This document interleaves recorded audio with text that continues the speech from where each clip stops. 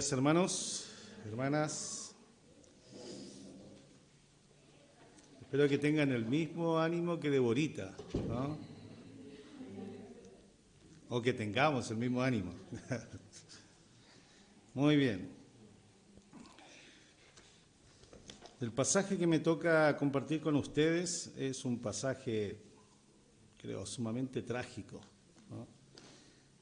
Aquí en este pasaje que vamos a ver el día de hoy vamos a notar tres grupos de personas. Vamos a ver a los que prendieron a nuestro Señor Jesucristo. Vamos a ver al grupo de los falsos testigos contra nuestro Señor Jesucristo. Y vamos a ver a aquellos que enjuiciaron a nuestro Señor Jesucristo. Y en todo esto posiblemente uno podría tener esta mirada lejana hacia el pasado y pensar en un grupo determinado de personas. Pero la Escritura también nos llama a observarnos y mirarnos, porque en cada uno de estos grupos también estuvimos nosotros. Déjenme poner ayudad. ¿Ha escuchado usted la frase "el fin justifica los medios"? Bueno, se le atribuye a Nicolás Maquiavelo, el autor de la novela El Príncipe. Ahora, de su apellido, interesante, porque de su apellido viene la palabra maquiavélico, ¿no? Para hacer referencia a algo malo. Tal vez no es muy justo para la persona, ¿no? Pero cuando se piensa en algo maquiavélico, a la mente viene algo no bueno, ¿no? Lo cierto es que otros historiadores dicen que esta frase no la escribió Nicolás Maquiavelo, sino que la escribió Napoleón Bonaparte, justamente en un ejemplar del libro. Al final de este libro, él escribió esta frase. Ahora, la verdad que no nos importa quién escribió la frase, ¿ya? Lo cierto es que siglos antes, un grupo llamado el Sanedrín judío de la época del Señor Jesucristo lo hizo práctico. El fin que buscaban contra el Señor Jesucristo justificó ante sus ojos cualquier medio posible para condenar a muerte a nuestro Señor Jesucristo. ¿Quién o quiénes se atreverían a juzgar a Dios? Es tremendo, tremendo. Vamos a orar. Buen Dios y Padre, queremos darte muchas gracias en esta mañana. Gracias, Señor, por tu amor, tu bondad, Señor. Gracias por la sangre preciosa de nuestro Señor Jesucristo que hizo posible nuestra redención. Y si bien hoy estamos aquí sabiéndonos redimidos, salvos, justificados en Cristo, siendo parte de tu familia, Señor, ayúdanos también a meditar de dónde nos rescataste para entender también cuáles son tus propósitos con nosotros en este presente y en el futuro. Amado Dios, gracias por mis hermanos. Rogamos una vez más por la salud de nuestro hermano Benjamín, Señor, que se pueda recuperar, renovar fuerzas, y también para todas las obligaciones que tenemos también, Señor, como hijos tuyos y como miembros en esta iglesia local. Agradecidos oramos en Cristo Jesús. Amén. Muy bien.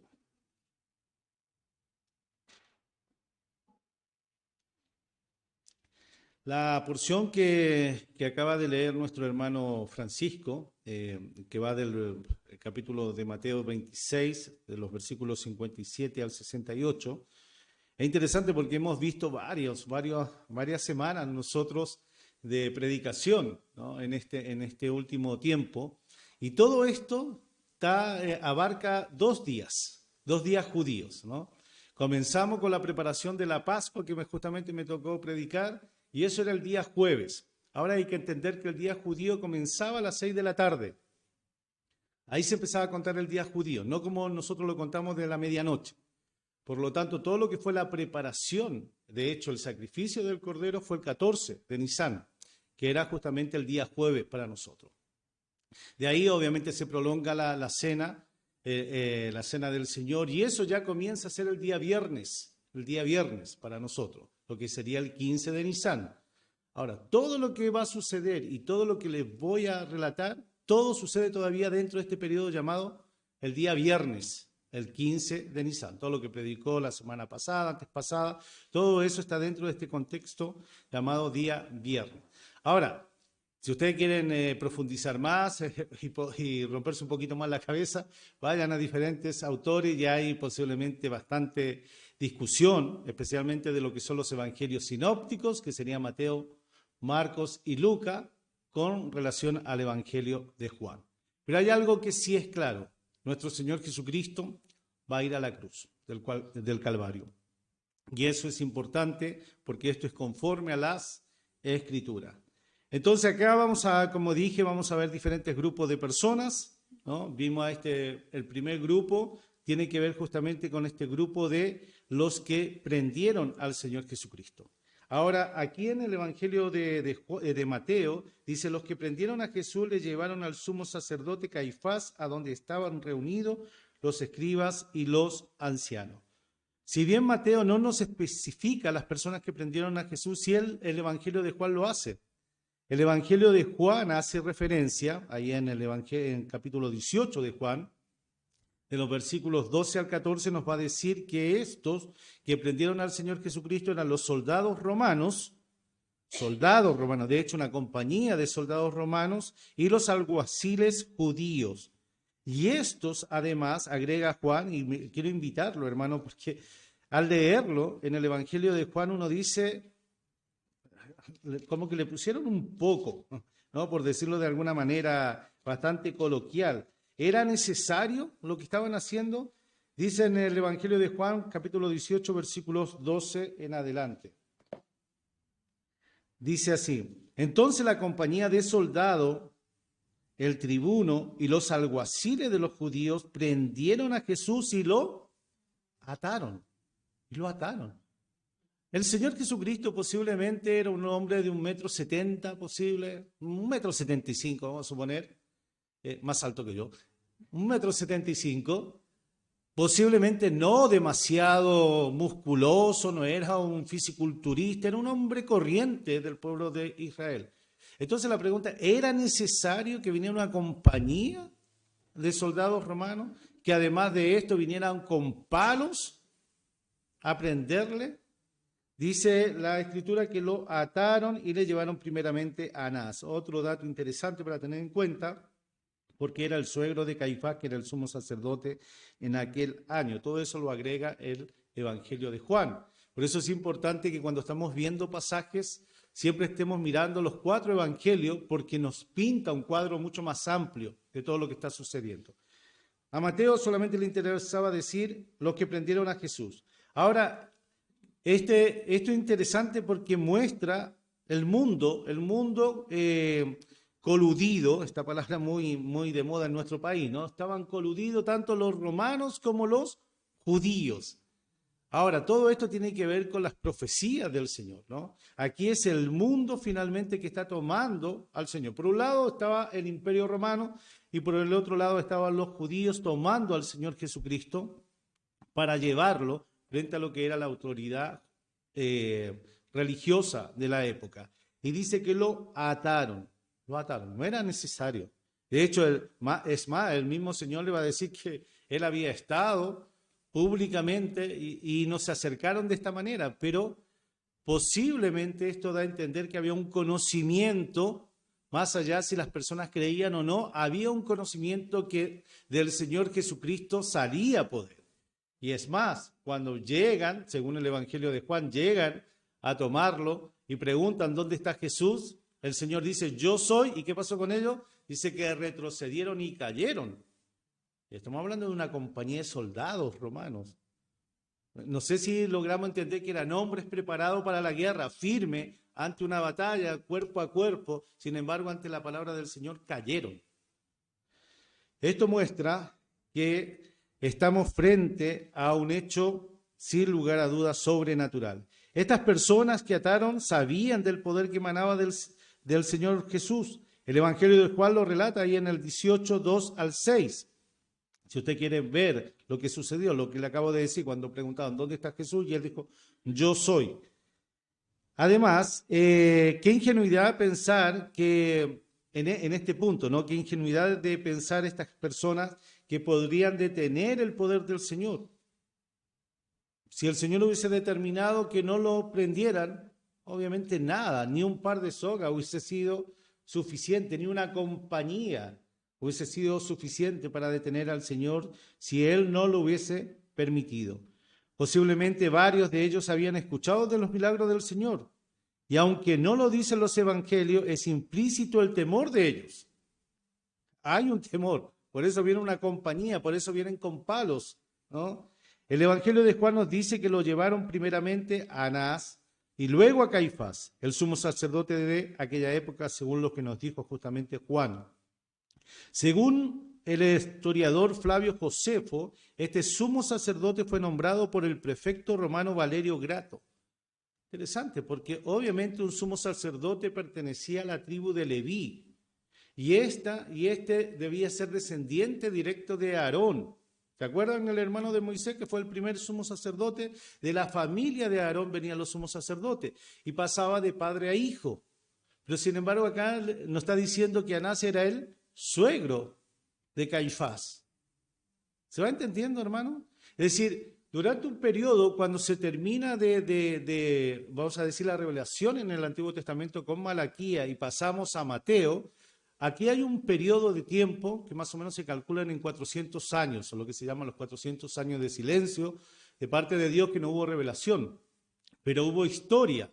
Y hay mucha historia justamente donde los sacerdotes, la descendencia de Leví, va a tomar un papel muy importante en la historia cuando un imperio, que eran los griegos, quisieron, a través de uno de los descendientes generales, quisieron justamente corromper los sacrificios en el templo de Jerusalén.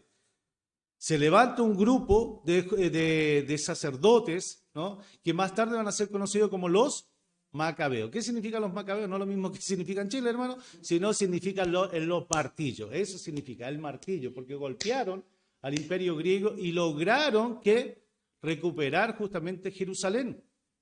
Y va a suceder lo siguiente, que van a empezar justamente los levitas, sacerdotes, que estaban encargados del sacerdocio, esa era su labor, pero se van a corromper en el tiempo porque van a empezar también ¿a qué? A gobernar. Y cuando llegamos al tiempo del Señor Jesucristo, tenemos justamente a los descendientes de Aarón, no solamente ejerciendo el sacerdocio, sino también esta parte política. Y en la política no hay nada nuevo bajo el sol, hermano. Lo cierto es que la política es corrupta desde siglos. Y aquí lo que tenemos es que un romano nombra al sumo sacerdote de Israel. Obviamente que aquí vemos corrupción, tremenda corrupción. Y si bien Anás no era el sumo sacerdote, la pregunta es ¿por qué le llevaron? Bueno, posiblemente algunos historiadores dicen que Anás posiblemente había sido alguno de los que habían, vamos a decir, planificado junto con Caifás, su yerno, y otros más, cómo darle muerte al Señor Jesucristo. Entonces vamos viendo esta situación bastante corrupta en ese tiempo. Y como dije, Juan va a decir que el sacerdote en aquel año era justamente Caifás, bien digo. Ahora, según algunos estudios arqueológicos interesantes, se ha encontrado justamente, no hace mucho, en 1990, se encontró una inscripción en una tumba que dice Miriam, hija de Yeshua, hijo de Caifás, sacerdote de Maacía de Bet Imri. ¿Qué significa esto? De la casa justamente de Caifás. Este era un descendiente de Aarón, en un sentido por una de las líneas, ¿no? No se discute el asunto. El asunto está justamente en la forma en que estaba relacionado con el imperio romano, El sumo sacerdocio, como dije, hermano, venía de la familia de Aarón y era hasta la muerte. Entonces uno dice, ¿por qué Anás no siguió siendo sacerdote si él debió ser sacerdote hasta la muerte? Ese era el principio levítico. Sin embargo, aquí lo que vamos viendo es justamente la corrupción. Las familias levitas, hermanos, se habían corrompido desde hace mucho tiempo, es decir, no querían soltar el poder, porque ellos debieron haber entregado el poder ¿a qué tribu?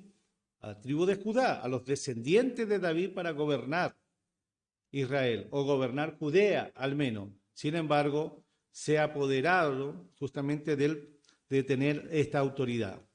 La religión y la política era lo cotidiano para estas familias sacerdotales, y el favorecer a los conocidos ha sido desde tiempos remotos la práctica que están en las autoridades. Nada nuevo, ¿no? Nada nuevo en esto. Ahora, en un estudio justamente de la Biblia O'Reilly, encontré el siguiente orden justamente en este procesamiento de Jesús. Ustedes pueden ir a esta Biblia. Primeramente nos dice que hubo una audiencia ante Anás. Es decir, cuando lo prendieron al Señor Jesús y lo ataron, lo llevaron primeramente a Anás. Acá en Mateo nos dice que fue a Caifás, pero el orden, según Juan, fue primeramente a Anás. Ahí capítulo 18, versículos 12 al 14, si lo quieren ver. Después viene el proceso ante Caifás y el Sanedrín, el primero de los procesos ante ellos, que está en Mateo 26, 57 al 27.1, todo lo que vamos a ver el día de hoy. Viene también la primera audiencia ante Pilato, que lo va a ver nuestro hermano, el que predica la siguiente vez, va a ver esta audiencia ante Pilato, que representaba al imperio romano. Después viene una audiencia ante Herodes, Antipa, que era justamente este medio judío, era edomita como descendiente, pero casado con una judía. Por eso uno dice, ¿qué hace un edomita reinando sobre Israel? Un extranjero, política. Y finalmente vamos a ver la segunda audiencia ante Pilato, ¿no? Cuando finalmente Pilato condena al Señor Jesucristo, aunque él se lava las manos, lo cierto es que también es parte de este grupo de personas que van a condenar al Señor. En el versículo 58 dice, mas Pedro le seguía de lejos hasta el patio del sumo sacerdote y entrando se sentó con los alguaciles para ver el fin. Esto era, uno dice, ¿qué le pasa a Pedro? ¿No? Aquí Pedro es un personaje hasta aquí, ¿no? Porque después hay que sacarse el sombrero con Pedro después de Pentecostés. Pero lo cierto es que aquí es llevado hasta el patio de la casa de Caifás. Todo esto hay que entender, está siendo de noche, lo llevan al patio del sumo sacerdote para entender todo este juicio viciado desde el comienzo. Todo está viciado desde el comienzo. Y dice dónde se había planificado justamente el complot para matar al Señor. Porque en el capítulo 26, versículos 3 y 4 nos dice, entonces los principales sacerdotes, los escribas y los ancianos del pueblo se reunieron en el patio del sumo sacerdote llamado Caifás y tuvieron consejo para prender con engaño a Jesús y matarle. Pero decían, no durante la fiesta para que no se haga alboroto en el pueblo. ¿Se dan cuenta que este grupo ya había planificado justamente prender al Señor Jesucristo con un propósito, darle muerte? Ahora, ¿cómo? No con un juicio justo, que era lo que debían haber hecho, porque ellos formaban parte de la ley del pueblo de Israel, sino que el Evangelio de Mateo se encarga de decir con engaño, versículo 4, con engaño iban a prender al Señor. Y ya sabemos que Él le vendió, que Él le engañó y todo lo demás. Pero aquí nos interesa saber un poquito el caso de Pedro. ¿Qué hace Pedro ahí en el patio del sumo sacerdote? ¿Cómo es que entra al patio del sumo sacerdote si era un recinto privado? Bueno, la Escritura nos dice que había un discípulo que era conocido del sumo sacerdote y este habló a favor de Pedro, porque en el Evangelio de Juan 18, versículo 16, nos dice lo siguiente. Mas Pedro estaba afuera, a la puerta. Salió pues el discípulo que era conocido del sumo sacerdote y habló a la portera e hizo entrar a Pedro. Ahí entró Pedro y se sentó, dice, alrededor del fuego. Parece que hacía frío, más o menos como nosotros. Espero que no seamos como esos alguaciles. Pero el asunto es que estaban alrededor del fuego, ¿no? Porque hacía frío. Y aquí vemos a Pedro y dice, para ver el fin. ¿Qué esperaba Pedro? Bueno, tratemos de pensar bien de Pedro. Tal vez Pedro estaba esperando que en ese momento el Señor manifestara poder, como decir, ya Señor, ya es suficiente. O quería demostrarle al Señor que él estaba equivocado con todo lo que había dicho acerca de él. ¿Se acuerdan lo que le había dicho el Señor a Pedro? Que le iba a negar, ¿no? ¿Y qué dijo Pedro? No, Señor, yo estoy dispuesto a dar mi vida. Y esto, obviamente, los demás, para no quedar de menos, dijeron exactamente lo mismo, ¿no? Y Pedro, para demostrar que sí iba un poquito más allá que el resto de los discípulos, ¿qué hizo cuando lo arrestaron? Dice que agarró la espada y le cortó la oreja a Malco, ¿no? Es decir, uno puede ver que Pedro quiere ir un poquito más allá, haciendo ver o dándonos a entender que posiblemente él tenía una actitud distinta. Ahora, simplemente, mis queridos hermanos, para aplicar también, porque podríamos juzgar a Pedro, Porfiar con el Señor y su palabra. Aquí uno ve como la intención de porfiar le dijo, me vas a negar. Y sin embargo, Pedro ahí está en medio ahora de nada menos que de los enemigos, de los que prendieron al Señor Jesús.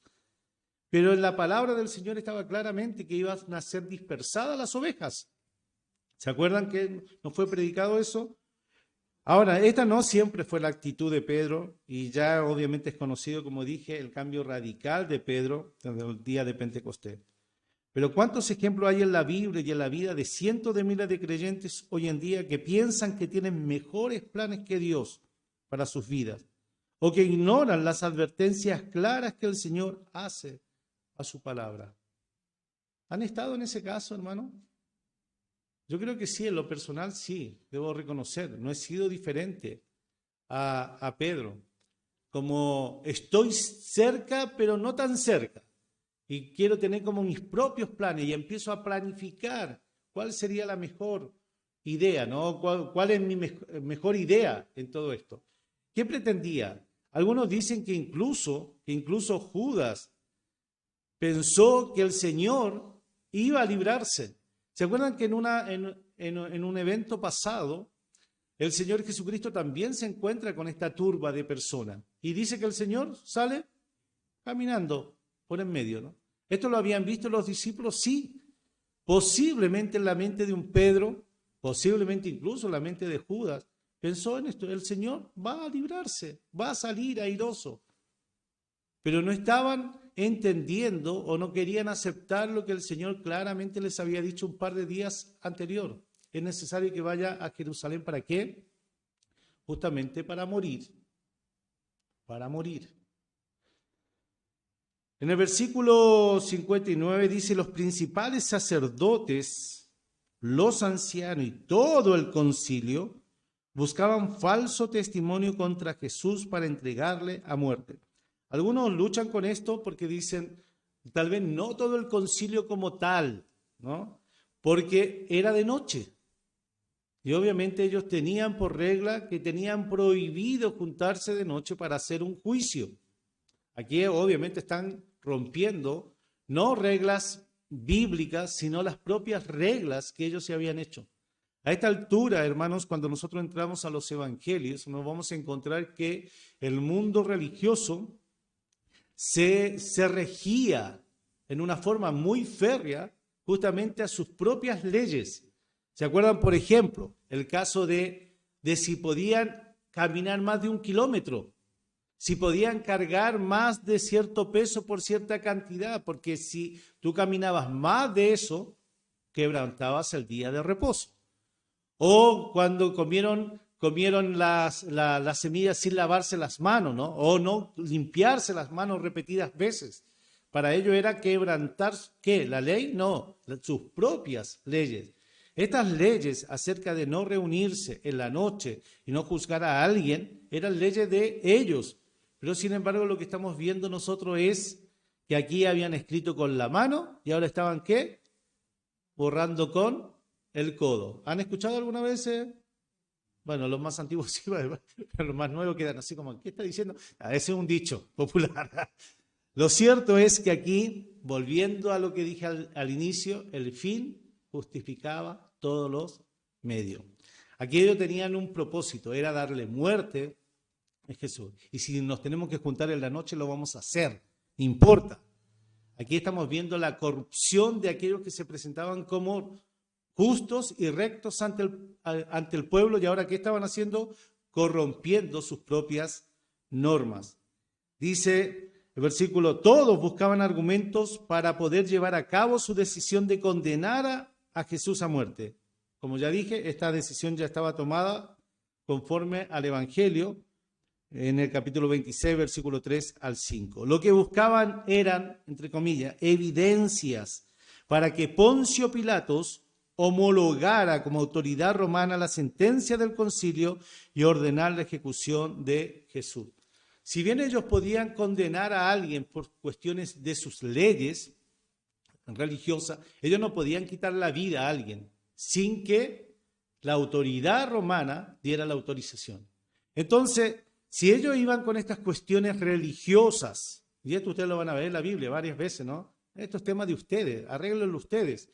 Si iban con cuestiones religiosas, esto no tenía ningún peso para la autoridad romana. Entonces tenían que buscar evidencias de peso para que finalmente Poncio Pilato se interfiriera en todo esto y pudiera dar lo que ellos querían. Un jurista ya fallecido, llamado Ignacio Burgoa Uriela, escribió acerca de los principios que integraban los procesos judíos en la época neotestamentaria. Y él dijo, o él escribió, primero, diurnidad. ¿Qué significaba esto? Que señalaba que los procesos debían llevarse a cabo completamente en el día antes de la puesta del sol.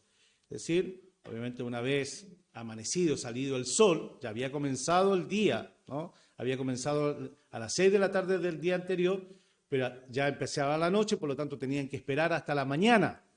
Y eso es lo que dice el capítulo 27, versículo 1, venida la mañana, ¿no? Lo cierto es que recién en el día debía llevarse a alguien que estuviera encargado como reo.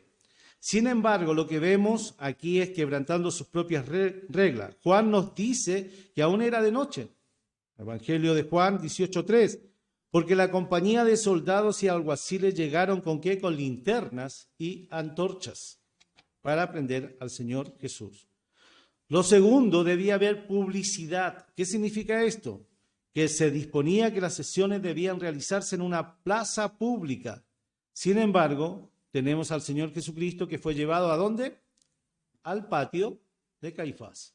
Un patio es algo que estamos hablando de algo interno, ¿no? Donde no tiene acceso el público. Tercero, garantía de audiencia que permitía al acusado la posibilidad de defenderse por sí o a través de cualquier persona judía. No había un defensor para el Señor Jesús, ni tampoco el Señor lo hizo. El Señor no tenía necesidad de tener un abogado, pero tampoco el Señor lo va a hacer. Y cuarto, la misma pena para el falso testimonio, quien señalaba que el testigo que declaraba en falso para un merecedor de la misma era merecedor, de la misma pena correspondiente al delito calumniosamente imputado, ¿no? Es decir, si efectivamente esta persona se comprobaba que era falso lo que habían dicho, por lo tanto, la misma pena que esperaban ellos que se hiciera el reo era lo que iban a recibir. Ahora, ¿qué tenemos acá? Interesante notar esto. Mateo tiene como propósito escribir a un grupo de personas, ¿no? Los que han estudiado esto, ¿a qué grupo de personas escribía Mateo con una intencionalidad? A los judíos. Por lo tanto, los judíos eran personas que conocían el Antiguo Testamento. Ellos conocían el Antiguo Testamento, más o menos, había muchas de las personas que conocían, y especialmente todos estos religiosos conocían, obviamente, el Antiguo Testamento, donde hablaban claramente que estaba prohibido ¿qué? El falso testimonio. El falso testimonio. Por eso Mateo va a hincar el diente, por decirlo de alguna manera, en señalar que esto eran ¿qué? Falsos testimonios. Versículo 60 dice, y no lo hallaron. Versículo, 59 primero. Dice, los principales sacerdotes, los ancianos y todo el concilio buscaban falso testimonio contra Jesús con propósito para entregarle a la muerte. Y versículo 60 dice, y no lo hallaron, aunque muchos testigos falsos se presentaban. Aquí el énfasis, ¿no? Puesto en muchos testigos falsos. Ahora, obviamente el concilio no los presentó como testigos falsos, sino como testigos, ¿no? Pero el evangelista, inspirado por el Espíritu Santo, hace señalar que eran testigos falsos. Falsos. Por lo tanto, ¿cuál iba a ser el testimonio? Falso. No había nada para acusar a nuestro Señor Jesucristo. Y acá, como estas, por decirlo de alguna manera, esto parece como parte de una película, ¿no? Porque dice, versículo 60, bien digo, pero al fin vinieron, ¿qué dice? 2 testigos falsos. Qué casual, ¿no? Qué casualidad. Ahora, tal vez a nosotros en general no nos dice mucho 2 testigos falsos, pero ¿qué decía la ley? Que al menos debían haber 2 testigos, ¿no? Para hacer alguna denuncia, debían haber 2 testigos. Es decir, buscaron, no encontraban, pero finalmente aparecieron. ¿Ustedes creen que aparecieron casualmente? ¿Qué es lo que estaban haciendo algunos de ellos? Lo que se conoce en el mundo político, lobby, ¿no? Buscando hasta que finalmente encontraron dos que más o menos estaban de acuerdo, porque los demás no se ponían de acuerdo. Eso lo va a decir Marco. Marco dice, hablaban, pero no había concordancia, no había acuerdo entre ellos. Sin embargo, ahora por fin aparecieron dos. ¿Ya? Es decir, tenemos listo el complot, ¿no? Tenemos listo. Dice, al fin, vuelvo a citar, el fin justificaba los medios usados. Mateo, al escribir este evangelio y al tener en mente a judíos, le hace notar las irregularidades del proceso y la transgresión de los líderes religiosos de la ley de Moisés. Había un mandato de Dios a no dar falsos testimonios. Ahí tenemos justamente los 10 mandamientos. Éxodo 20:16. Claramente, no darás falso testimonio. En el capítulo 23 de Éxodo, le invito, capítulo 23, versículo 1 al 3 dice, no admitirás falso rumor, no te concertarás con el impío para ser testigo falso, no seguirás a los muchos para hacer mal, ni responderás al litigio inclinándote a los más para hacer agravios. Era clara la palabra del Señor, advirtiendo claramente, no te harás parte, no te vas a sumar a los muchos contra una persona que es inocente. Y obviamente hay muchos otros pasajes, Proverbios, capítulo 6 habla claramente, ¿no? De que el Señor que dice aborrece 6 cosas y agrega justamente el hecho de ser un testigo falso. E incluso hubo transgresión a sus propias leyes rabínicas, como estaba diciendo. Todo esto rompía lo que ellos mismos habían creado, ¿no? Ellos debían ser justamente los jueces justos frente al pueblo, juzgar con justicia. Pero aquí la Escritura nos está señalando que buscaron primeramente testigos falsos para acusar al Señor. Versículo 61, y dijeron, estos testigos falsos dijeron, dijo, puedo derribar el templo de Dios y en 3 días reedificarlo.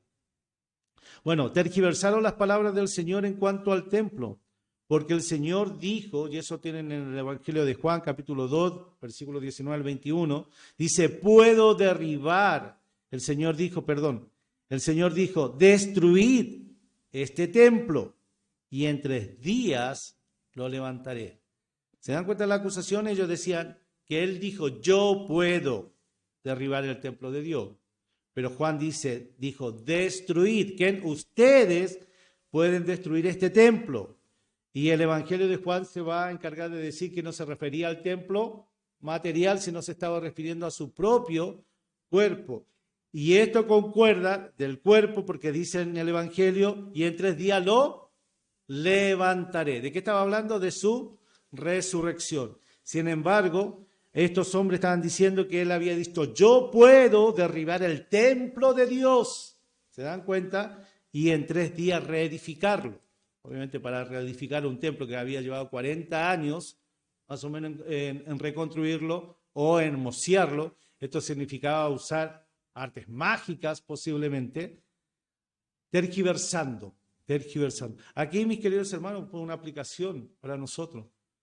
Nosotros podemos tomar la palabra de Dios y tergiversarla a nuestro favor, decir lo que el Señor no dijo.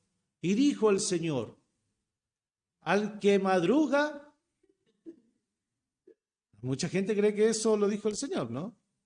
Ahora, que habla de que debemos madrugar y trabajar, sí, pero cuidado cuando tergiversamos, ¿no? Porque el Señor lo dijo, comamos y bebamos, que mañana moriremos. Amén, dijo. No. Cuidado, ¿no? Cuidado cuando sacamos esto de su contexto, porque será simplemente un pretexto, hermanos. Ellos tergiversaron estas palabras. Ahora el Señor no había dicho que Él podía derribar, sino que dijo destruir este templo y en 3 días lo levantaré. Pero estas palabras vertidas por los falsos testigos en el Evangelio de Marcos nos dice claramente que no concordaban, no había evidencia de dos cosas. El templo en los tiempos de Jeremías era un ídolo. ¿Se acuerdan por qué a pesar que Jeremías estaba predicando, va a ser destruido el templo, va a ser destruido, ellos decían no, porque el templo para ellos representaba la presencia del Señor. Por lo tanto, si está el templo, no podemos ser destruidos. ¿Qué pasó? El profeta Ezequiel da evidencia que la gloria de Dios se retira y por lo tanto, ¿qué es lo que quedó ahí? Un edificio. Era tan importante el edificio finalmente, por eso esas palabras, cuando mira este edificio, ¿no? Mira la belleza. Ellos estaban realmente anonadados de la belleza del templo, no lo que estaba o lo que representaba el templo. Por eso ellos se habían convertido justamente, ¿en qué habían convertido el templo? En cueva de ladrones. ¿Se acuerdan cuando el Señor manifestó y le dijo, claro, ¿por qué hacían eso? Los cambistas, los que vendían vamos a decir, el ganado que se iba justamente a sacrificar o los corderos que se iban a sacrificar. ¿Por qué estaban en el patio que pertenecía al templo? Porque obviamente las autoridades religiosas de la época lo habían permitido, porque de ahí obtenían ¿qué? Las ganancias. ¿Quién lo desmascaró frente al pueblo? El Señor Jesucristo, ¿no? El Señor Jesucristo. Lea capítulo 23 de Mateo. ¿Qué le dice? Que eran ¿qué? Hipócritas. Sepulcros blanqueados y muchas otras cosas. Obviamente que esas no son palabras agradables que quiere escuchar un político, ¿no? Entonces, ¿qué va a hacer ese político? Como eran ellos, buscar la forma de eliminar. Nada nuevo bajo el sol. Nada nuevo bajo el sol. Lo cierto es que aquí tenemos entonces a estos adorando efectivamente al templo, por lo tanto, de que alguien dijera que iba a destruir el templo de Dios, ¿qué significaba? Como dijo alguien que hacía templencillo de Diana, este es nuestro negocio. ¿Se acuerdan de Pablo? Es decir, aquí era lo mismo. Ellos estaban viendo si efectivamente siguen a este hombre, a Jesús, finalmente todo el negocio que tenemos va a ser destruido. Los líderes religiosos estaban tan llenos de odio, recelo, envidia de Jesús, entre otros muchos pecados, que los testimonios falsos eran un detalle sin importancia. Pero astutamente se cuidaron que al menos fueran dos conforme a la ley, ahí en Deuteronomio 19:15. Aunque sabían que estas cuestiones de su religión no tendrían ningún peso de importancia ante Poncio Pilato. Finalmente, como lo profetizó el Señor, el templo de Jerusalén fue destruido. Un par de décadas más tarde, el templo de Jerusalén fue destruido por Tito, general romano. Y obviamente se destruyó completamente, aparte de los cientos y cientos de judíos que fueron masacrados. El apóstol Pablo, muchos años más tarde, predicando a los atenienses también, guiado por el Espíritu Santo, le dijo, Dios no habita en templos hechos por manos humanas. Ahora, ¿qué va a suceder? Aquí en el versículo 62 dice, y en un gesto de autoridad hipócrita, el sumo sacerdote se levanta esperando al Señor, encarando al Señor, por lo que habían dicho estos dos testigos falsos, para oírle decir algo en su defensa, queriendo dar la impresión de la legitimidad de un juicio viciado desde su inicio. Pero ¿qué pasa? El Señor no se prestó para tal hipocresía. Versículo 62 dice, levantándose el sumo sacerdote le dijo, ¿no respondes nada que testifican estos contra ti? ¿Se imaginan este gesto de este hombre que está con esta actitud piadosa, ¿no? Se levanta porque ya estaba encolerizado, que obviamente testificaba, y el Señor ahí estaba. Esto nos recuerda algo, ¿no? A la profecía, ¿no? Enmudeció, guardaba silencio, conforme a lo que el profeta había dicho en el Antiguo Testamento. Dice versículo 63, mas Jesús callaba. La palabra de Dios también es clara, ¿no? Cuando hay contienda, guardar silencio es lo mejor, ¿no? Pero para la otra persona, para la persona que quiere, esto realmente lo desarma, ¿no? El guardar silencio desarma a la otra persona. Ahora, si yo respondo es como echarle palo al fuego, ¿no? Y yo echo un palo, la otra persona echa una rama, y yo echo un tronco, y la otra echa una ramita, y yo echo el bosque completo, ¿no? Es decir, el Señor, ¿qué dice versículo 63? Más Jesús callaba. Entonces el sumo sacerdote le dijo, y acaba a usar de estrategia, obviamente Caifás, ¿no? No podía, sabía que ante esto, si él era un verdadero judío, como decía el Señor Jesucristo, no podía guardar silencio. Dice, te conjuro, te mando por el Dios viviente que nos digas si eres tú el Cristo, el Hijo de Dios. El Señor sabiamente callaba, ¿no? Lo cual exasperaba justamente a los presentes del concilio. Los ojos de odio de los injustos y pecadores estaban puestos sobre el justo, sobre el santo, el Hijo de Dios. Un concilio de víboras, de sepulcros blanqueados, juzgando al Dios encarnado. Un atrevimiento sin paralelo histórico. El sumo sacerdote expresa las palabras que el Señor no podía evitar responder. Te conjuro, te mando por el Dios viviente. ¿Eres tú el Mesías? Posiblemente estaba hablando en hebreo para él. El ungido de Jehová, el Hijo de Dios. Posiblemente algunos estudiosos dicen que Judas fue el que dio esta información acerca de la identidad del Señor, que él había pedido a sus discípulos que no lo revelaran. En Mateo 16, 17 dice, ¿se acuerdan cuando le preguntan quién creen que soy? Ya, y empiezan, y Pedro dice, el Cristo, te lo reveló justamente Dios, pero ordenó el Señor que no lo dijeran a otro. ¿Cómo sabían? Posiblemente algunos dicen, pudo haber sido Judas. Posiblemente se produjo un silencio ensordecedor, sus conciencias fueron cauterizadas completamente en ese momento. ¿Eres tú el Mesías? ¿Eres tú? ¿Y qué dijo el Señor? A mí, en lo personal, hermano, se me paran los pelos de escuchar lo que va a decir el Señor en el versículo 64. Tú lo has dicho. Así es. Yo soy, escribe Marco. ¿Se dan cuenta? Es decir, un hombre que supuestamente están esperando al Mesías. Están esperando al Mesías de Israel. Lo encara, te conjuro por Dios viviente. ¿Eres tú el Cristo? Y el Señor le dice, yo soy. ¿Qué debieron haber hecho esos hombres? Haber caído postrados en adoración. Haber clamado perdón en ese momento. Pero sin embargo, ¿qué es lo que vemos? El Señor les va a decir, tú lo has dicho.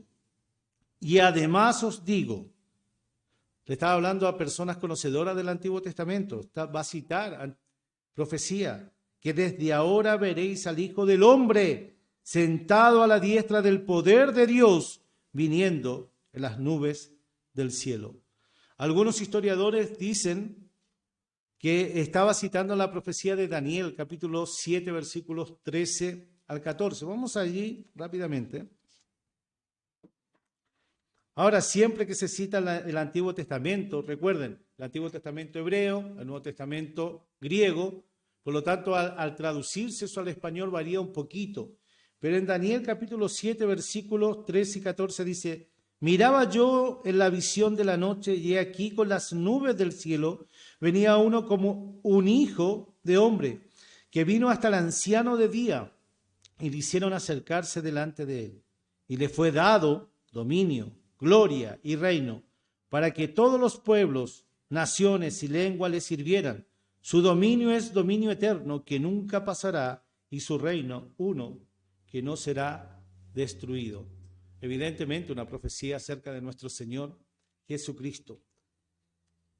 Versículo 65, ¿qué es lo que vemos? A un Caifás caído, postrado ante tal declaración de nuestro Señor Jesucristo. Vemos diciendo a hipócritamente, a esta víbora. Entonces el sumo sacerdote, rasgando sus vestiduras, diciendo, ¡ha blasfemado! Siempre hay que, en la lectura uno tiene que poner justamente la empatía, ¿no? Ha blasfemado. No dijo así. ¡Ha blasfemado! ¿No? Y rasgando y posiblemente algunos tirándose los pelos, ¿no es cierto? Mostrando esta escena hipócrita, obviamente, ante lo que ellos ya habían decidido en su corazón. Dice, ha blasfemado, ¿qué más necesidad tenemos de testigo? He aquí ahora mismo habéis oído su blasfemia. La respuesta no se hizo esperar, en forma unánime gritaron ellos, o mejor dicho, primero Caifás, en una expresión de frenesí religioso, e hipócritamente rasgó sus vestiduras en una demostración externa de pena ante tal blasfemia. Muy posiblemente alzando su voz preguntando cuál debía ser la condena y de este modo sumar fuerzas con el concilio y tener influencia ante el pueblo. Cuando uno ve esto, hermano, me sorprende toda la política que uno puede ver en todo esto. Este hombre calculaba claramente, tiene un concilio, posiblemente algunos de ellos en sus conciencias luchando, estaré frente al Mesías. Bueno, sabemos que algunos de ellos se van a convertir, un Nicodemo se convierte, ¿no? Y otros más, sacerdotes se convierten, religiosos se van a convertir. Pero sin embargo este hombre astutamente hace todo esto para presionar, justamente ¿para qué? Para que todos dijeran efectivamente lo que quería escuchar. La respuesta no se hace esperar y en forma unánime gritaron, ¡es reo de muerte! Lo cual era una directa violación a sus propias reglas, que indicaban, escuchen, que no debía pronunciarse una condena inmediata, sino recién al otro día dar la respuesta para dar lugar a la misericordia en los jueces, lo cual queda claro que en este grupo no había.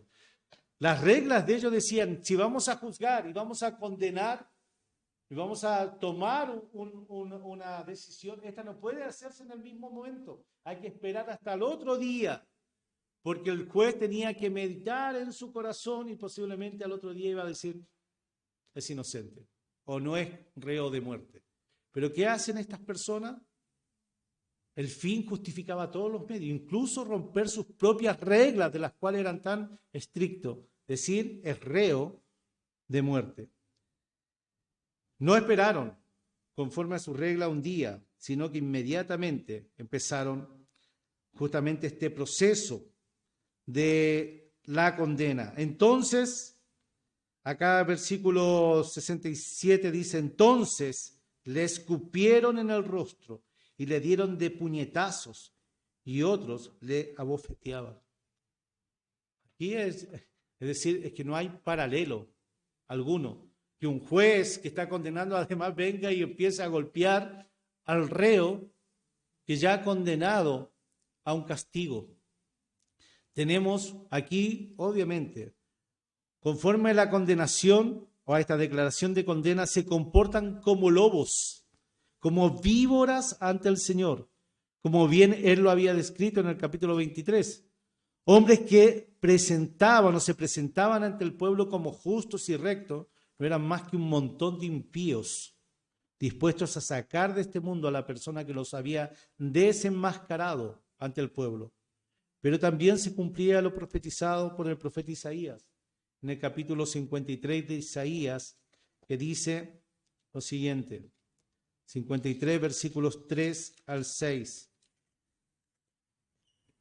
Dice, despreciado y desechado entre los hombres, varón de dolores, experimentado en quebranto, y como que escondimos de él el rostro, fue menospreciado y no le estimamos. Ciertamente él llevó nuestras enfermedades y sufrió nuestros dolores. Nosotros le tuvimos por azotado, por herido de Dios y abatido. Mas el herido fue por nuestras rebeliones, molido por nuestros pecados. El castigo de nuestra paz fue sobre él, y por su llaga fuimos nosotros curados. Todos nosotros nos descarriamos como oveja, cada cual se apartó por su camino, mas Jehová cargó en él el pecado de todos nosotros. Y al final diciendo este grupo encolerizado, fanáticos religiosos, falsos, hipócritas, impíos, que pretendían juzgar al santo. Profetízanos, Cristo. ¿Quién es el que te golpeó? Profetízanos, Cristo. Profetízanos, Mesías. Cuánta falta de respeto, cuánta falta de consideración. Ahora, mis queridos hermanos, nosotros podemos mirar hacia atrás y decir estos grupos que representaban, los que prendieron a Jesús, romanos, judíos, los que testificaron contra Jesús, un montón de falsos testigos, los que juzgaron a Jesús, estos falsos jueces.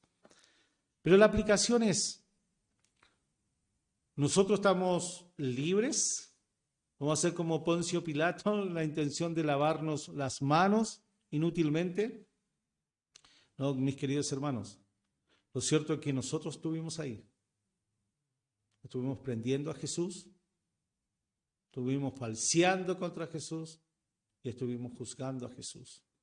Porque dice la palabra de Dios que todos nuestros pecados fueron cargados en la persona de Cristo. Eso se llama imputación, poner a la cuenta de otro lo que no le pertenecía. Todos nuestros pecados fueron cargados en la cruz del Calvario. Tus pecados, mis pecados. Independientes si son muchos, porque tengo más años que algunos de ustedes o de la gran mayoría de ustedes, lo cierto es que no por la cantidad, sino por el hecho de ser pecadores. Todos mis pecados pasados, presentes y futuros fueron cargados en la cruz. El Señor no callaba por temor, el Señor no callaba por que no tuviera recursos. Se lo dijo a Pedro, puedo pedir 12 legiones de ángeles, 72.000 ángeles. Era necesario, es un hipérbole que el Señor usaba también dentro del lenguaje hebreo para mostrar que tiene todo el poder, pero sin embargo guardó silencio, calló y soportó todo esto, hermano, por amor a ti, por amor a mí.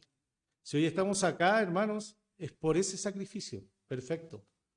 Por lo tanto, todos los que somos redimidos y hemos entendido el sacrificio, tenemos que disponernos ante el Señor. ¿Qué es lo que tú quieres que yo haga, Señor? Pero las palabras de ¿quién? Del apóstol Pablo, ¿no? Cuando entendió inmediatamente, ¿qué quieres que haga, Señor? Adonai, inmediatamente reconoció. La palabra de Dios es clara y contundente. Todo juicio se ha dado al Hijo de Dios. Tenemos pasajes ahí en Juan, Filipenses, en Hebreo, en Apocalipsis. Él juzgará a los vivos y a los muertos. Los que juzgaron injustamente al Señor, justamente serán juzgados y condenados al lago de fuego por la eternidad. ¿Se imaginan en el momento que murió Caifás y se dio cuenta de su condición? Y ahí está, temblando y llorando, porque sabe que viene el juicio final y para él no hay vuelta. Ya no hay vuelta. Pero hay algo que todos debemos recordar. No solo fueron los religiosos y políticos de la época de Jesús quienes le condenaron a muerte. Fuimos todos nosotros, porque el pecado de todos nosotros sobre él fueron cargados. Lo que en la doctrina es la imputación del pecado del mundo a Jesucristo. Pero también es cierto que la justicia de Dios a través de Jesús fue imputada a todo aquel que confiesa sus pecados y confiesa a Jesucristo como Salvador personal. Por esta razón, mis queridos hermanos, muchos religiosos llegaron a recibir perdón y vida eterna en la época de Jesús. Y esta es la oportunidad que el Señor sigue dando en el presente, pero que más tarde puede ya ser muy tarde, valga la redundancia. Por eso debemos animarnos y hacerlo a tiempo y fuera de tiempo, de predicar a nuestro Señor Jesucristo. Meditemos en lo que hemos escuchado. Oremos. Señor y Dios, queremos darte muchas gracias, Padre, por este día.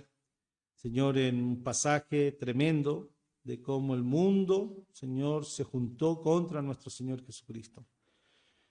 Pero el Señor guardó silencio no porque no tuviera las herramientas, sino por amor a mí, amor a nosotros. Oh bendito Dios, nos faltan palabras para dar gloria a tu nombre y agradecerte, Señor, por tu bondad. Pero ayúdanos a entender que este juicio que ahora tiene el Señor Jesucristo, Señor, será efectivo para todos aquellos que aún siguen rechazándole. Mi Dios, tenemos familias, amigos, conocidos. Ayúdanos a tener el valor de testificarles, para que no lleguen a este juicio que con justicia el Señor hará. Gracias damos en Cristo Jesús, oramos. Amén. Muchas gracias, hermano.